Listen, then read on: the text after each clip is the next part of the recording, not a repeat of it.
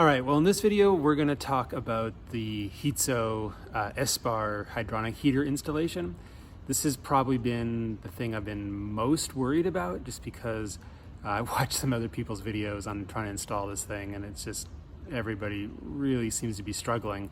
I think that I've got all the electrical figured out thanks to a couple of the videos that I watched, and so I'm just going to go over what I'm laying out here and how I think this works, and then we'll install it and we'll see how it goes. All right, so I've just got everything laid out on the ground here. This was the easiest way to go. One thing, I don't have it printed out, but I have it up on my iPad here.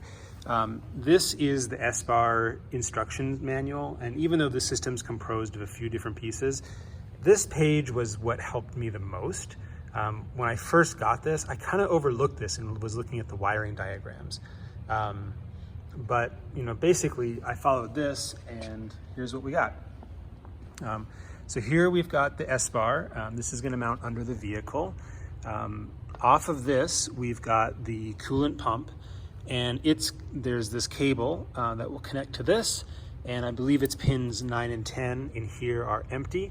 And that's for these to control the coolant.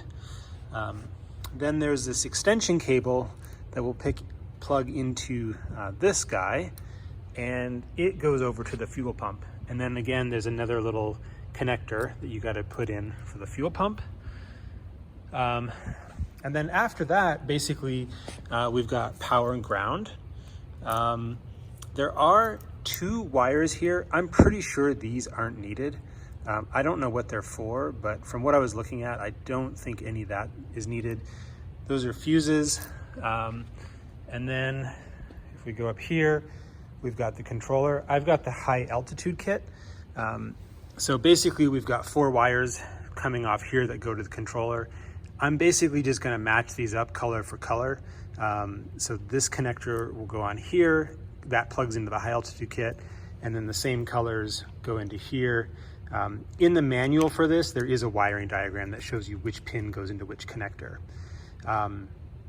Now, there's also this connector, which says it's for controlling the vehicle fan. This thing, there is an empty spot for this to go in this fuse box right here. And it's basically just to get power. I actually don't think this is needed. So I'm probably not going to use this part.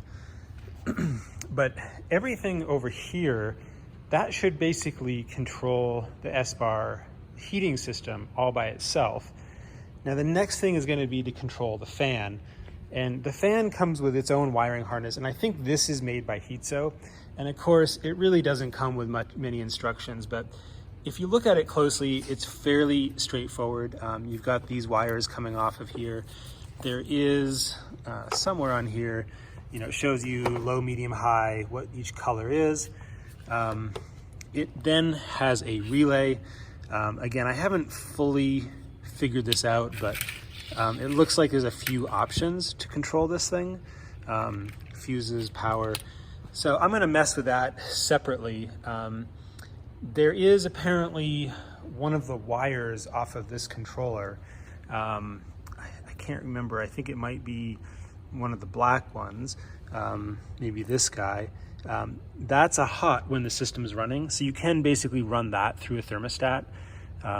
So it came with a thermostat, so that can go to the thermostat, which can then trigger the relay on the fan.